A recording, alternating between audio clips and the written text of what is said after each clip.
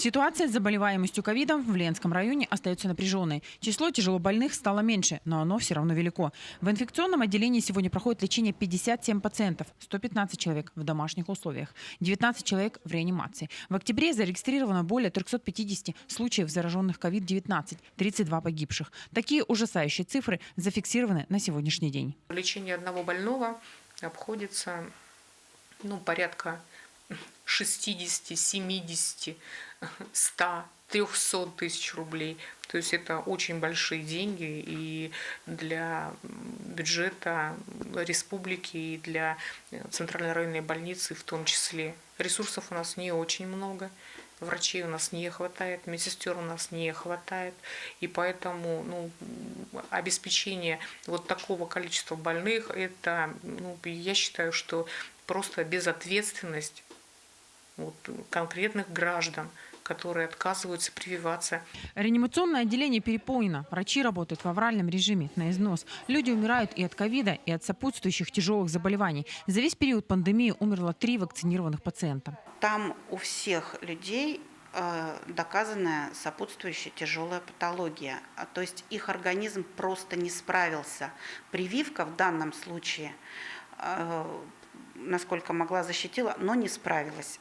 Все остальные умершие были не привиты. Болеть начали и дети. Переносят они ковид-19 тоже тяжело. Детское отделение заполнено полностью. Такого количества больных пневмонией, по словам врачей, не было давно. Сейчас подъем заболеваний идет в дошкольной группе, и болеют дети, в том числе и школьники.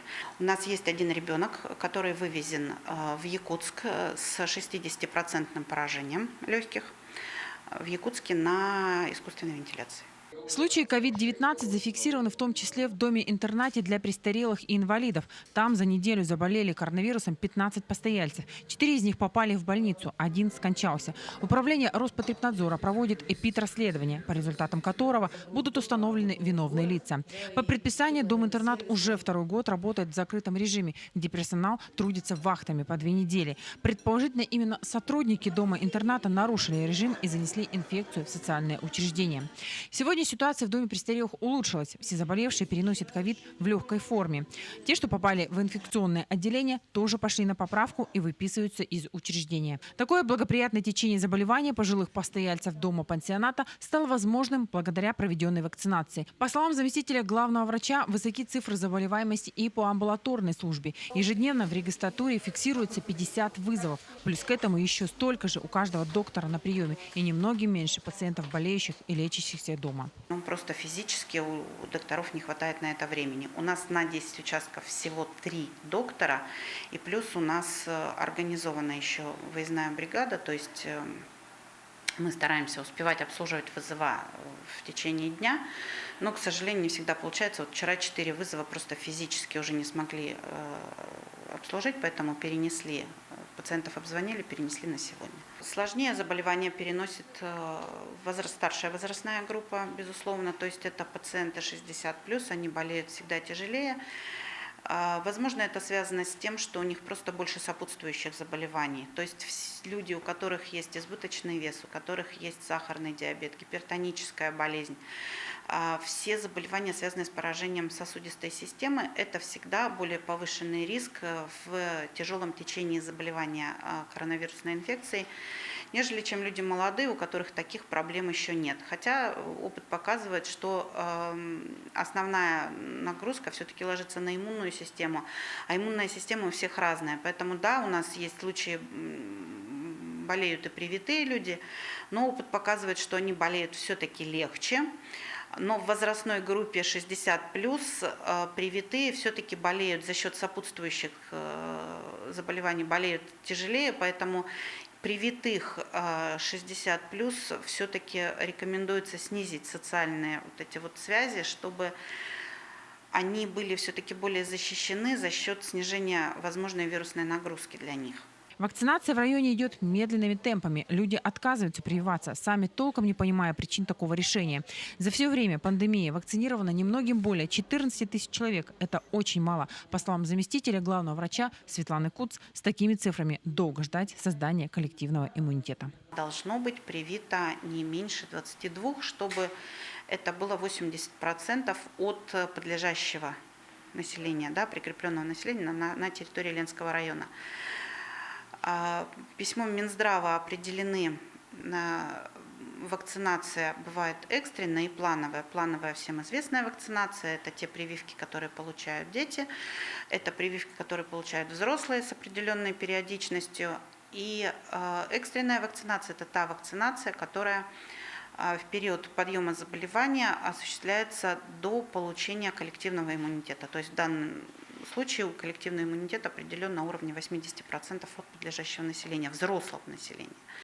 Сегодня в районе усилен контроль за соблюдением масочного режима. Проводятся рейды сотрудниками Роспотребнадзора и административной комиссии. По QR-кодам работают все библиотеки, спортзалы и места общепита, кафе и рестораны. Тем, кто нарушит установленные правила, грозят большие штрафы. Группы выезжают на проверку еженедельно. Они проверяют, носят ли маски покупатели и продавцы в магазинах, работают по общественным местам, где разрешено посещение по коду. В процессе рейдов проверены несколько крупных магазинов. Сотрудники Роспотребнадзора в своей части нарушений не выявили. В нашу сферу контроля входит именно проверка соблюдения требований санитарных правил, профилактика новой коронавирусной инфекции, которым предписано соблюдение социальной дистанции, наличие антисептиков для посетителей, да, соблюдение масочного режима работниками торгового объекта, продавцами, кассирами. То есть, вот такие требования. Продавцы во всех магазинах оказались в масках. Это порадовало. А вот покупатели многие пренебрегают индивидуальными средствами защиты. При проверке было выявлено 2 правонарушителя, в отношении которых были составлены протокола по 20.6 прим. 1 часть 1. Данные материалы будут направлены в районный суд для принятия правового и законного решения. На время пандемии разрешена деятельность кафе и ресторанов только по предъявлению ленчанами QR-кода. Соблюдение этих условий тоже постоянно проверяется. В данный момент мы находимся у ресторана «Лена». Здесь мы тоже осуществили проверку на наличие QR-кода, обслуживания, готовности зала к работе. Нарушений мы не выявили. Организация работает в режиме предъявления QR-кода. На оперативном штабе был отмечен положительный результат рейдов. Посещено более 60 торговых точек, кафе и ресторанов. Были составлены несколько протоколов, которые направлены в суд. Рейды будут проводиться и далее на регулярной основе. Темпы вакцинации были увеличены в нерабочую неделю. За неделю вакцину против COVID-19 получили более 500 человек. Еще 226 ревакцинировались. На сегодняшний день удалось достичь массовой иммунизации 72% от взрослого населения. Прививочная кампания против коронавирусной инфекции в Ленском районе продолжается. Группа медиков выезжает в поселения, вахтовые поселки и крупные предприятия. В поликлинике имеется достаточный запас, чтобы вакцинировать все взрослое население. Да, темпы увеличились. Если брать, то у нас от взрослого населения на сегодняшний день привито 60%. А до достижения плана нам не хватает еще 5227 человек.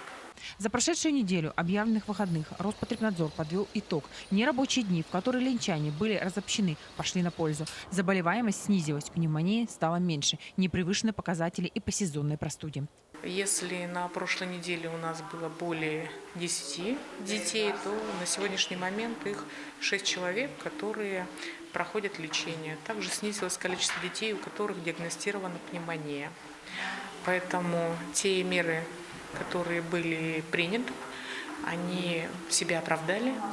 Ну и хочется поблагодарить население Ленского района за то, что они откликнулись и с пониманием отнеслись к тому, что делает оперативный штаб. У нас же на сегодняшний день уже выработана система, да, сама по себе, то есть утренние фильтры, термометрия,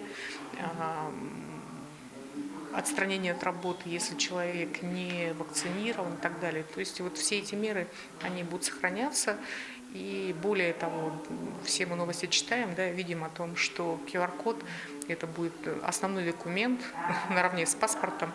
На одном из заседаний оперштаба речь зашла о кислороде, который необходим пациентам с коронавирусом, протекающим в тяжелой форме. Глава района Жумарт Абельманов сообщил, что за счет средств районного бюджета в ближайшее время будет закуплена кислородная установка, которая сможет изготавливать по 60 баллонов в сутки. С ее появлением в Ленском районе должна решиться проблема нехватки кислорода, которая возникает во многих регионах страны.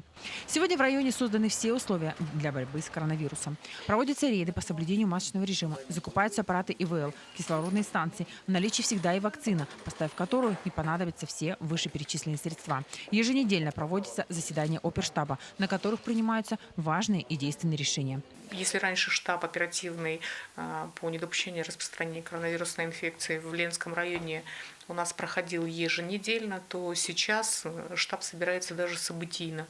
То есть существуют оперативные вопросы, которые необходимо отрешивать в режиме реального времени. Поэтому зачастую заседания штаба у нас проходят и несколько раз в неделю.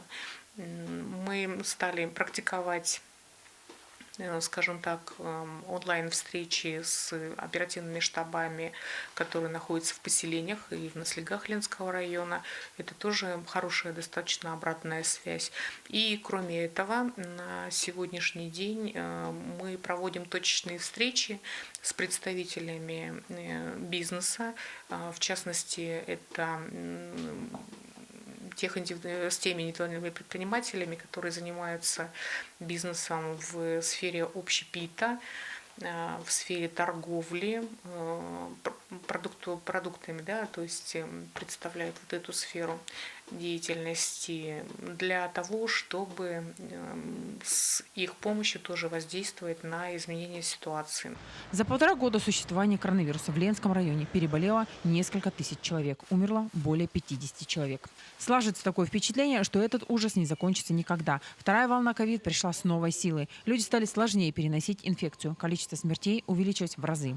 Те, кто столкнулся лицом к лицу с этим коварным вирусом, вспоминают о болезни с содроганием сердца. Отец Анатолий заболел коронавирусом в первую волну, перенес заболевание очень тяжело.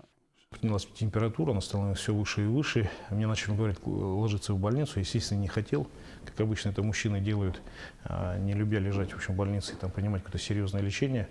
Ну и в конце концов все дошло до того, что у меня было поражение легких свыше 90%.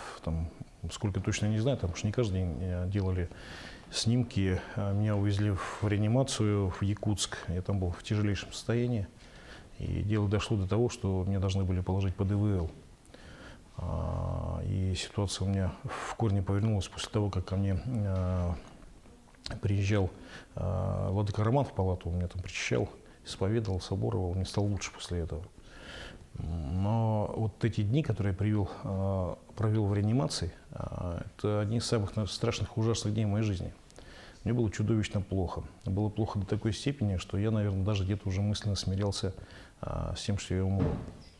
Потому что когда я узнал, что меня собираются класть под ИВЛ, зная статистику невысокой вообще выживаемости из-под ИВЛ, я, конечно, так был настроен плохо. И было физически очень плохо. Я никогда в жизни не испытывал таких страданий физических, как вот в этот период в реанимации.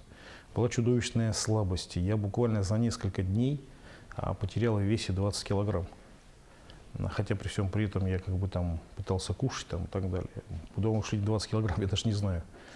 Я ослаб до такой степени, что не мог встать с кушетки. Когда у меня случился перелом, конечно, у меня было чувство, просто, знаете, такой радости, которую давно не испытывал. Я сам себе обещал, в общем, и беречься, и делать все, чтобы так больше не заболеть, потому что не было никакого желания вот таким страшным способом умирать от этой болезни. А начиналось все как обычная простуда. Небольшая температура, кашель, потеря вкуса и обоняния. Вирус очень коварен, и за несколько дней состояние из нормального перешло в тяжелое. Прошел год после болезни отца Анатолия. Он признается, что стал более осторожным, носит маску, старается соблюдать все санитарные требования и, конечно, вакцинируется. И советует сделать это всем ленчанам. Хотелось бы, чтобы мы с вами преодолели это, чтобы люди, которые все-таки действительно, которые не то что имеют какие-то серьезные противопоказания по здоровью, а которые просто не верят, или просто не хотят, или просто считают, что они умнее профессиональных биохимиков и ученых, чтобы они в конце концов переломили коронавирус у себя в голове и пошли привились. Потому что до тех пор, пока мы массово не прививаемся, у нас будут умирать люди. Если бы мы год назад пошли все массово прививаться, то очень многие люди, из тех, которых я знаю, которые умерли, вполне возможно остались бы живы. Понимаете? Вот те люди, которые выступают против прививок, так или иначе, возможно, имеют отношение к смерти других людей. Зоя Ильчук переболела коронавирусом вместе со всей семьей, тоже как и батюшка в прошлом году. Женщина признается, что им повезло. Тогда вирус был не настолько силен, а медики не так уставшие. Болезнь протекала тяжело, но без сильных осложнений. Мы с дочкой лежали в одной палате. У нее болезнь проходила достаточно легко. Она за мной ухаживала, потому что мне тяжело было. Рассказывая нам о тех сложных моментах, женщина еле сдерживала слезы. Она уточнила, что до сих пор не может справиться с последствиями болезни. Когда нас выписали из больницы, мы думали, что у нас все позади, и дальше жизнь будет такая, как раньше. Через год, да, наверное, раньше, мы с мужем поняли, что мы уже не те, что были до коронавируса. Потому что болезнь забрала у нас, ну, по крайней мере, несколько лет здоровья. Очень долго у меня восстанавливались запахи. Чувство вкуса у меня до сих пор изменено. Я не ощущаю тот вкус продуктов, к которым я привыкла. Получается, что организм наш очень серьезно пострадал. А ведь это был еще не самый серьезный штамм, который нам достался. Я не представляю, как сейчас люди выкарабкиваются. Будь вакцина в то время, мы бы обязательно вакцинировались. И, возможно, эта болезнь бы нас миновала. Или прошла бы она не с теми последствиями, которые мы до сих пор расхлебываем. Марина Федорова попала в инфекционное отделение в прошлом году. За несколько дней до этого женщина почувствовала недомогание. Первая мысль, которая пришла в голову, заболела ангиной. Записалась на прием к терапевту, но врач направил Марину Семеновну в отделение. Я тяжело переболела, да. Температура была, горло болело. Ну, выкарабкалась. Марина, как и многие из линчан, не была привита. На вопрос «почему?» отвечает, что не дошло до этого. Не думала, что ковид коснется ее. Но сегодня, после сложной болезни, женщина тоже советует всем поставить прививку. Ведь от нее зависит жизнь каждого из нас. А вот Сергей Дупенко заболел после первой вакцины. Мужчина не успел поставить вторую, после которой и формируется иммунитет. Болезнь перенес тоже сложно. Да я бы, может, и не прошел бы. Я сестре позвонил, говорю, у меня температура почему-то держится второй день. Она говорит, все, иди сдавайся лучше. Береженого Бог бережет, поэтому. В инфекционное отделение ежедневно госпитализируются по несколько человек. И сегодня почти все с большим поражением легких. Но к нам поступают только, у которых начинается осложнение в виде пневмонии. И быстрее развивается дыхательная недостаточность, легкие быстрее повреждаются. Много даже и молодых болеют сейчас. Ну, естественно, и старшая группа. Возраст совершенно различный. Инфекция стала протекать намного тяжелее. Очень быстро прогрессирует заболевание. Буквально за сутки может быть ухудшение резкое состояния вплоть до реанимации. Ковид не думает отступать сам, но мы все вместе можем избавиться от этого тяжелого заболевания. Забыть о пандемии и смерти, если каждый из нас вакцинируется или ревакцинируется. Только объединившись, мы можем спасти свою жизнь, жизнь своих близких и жизнь других людей.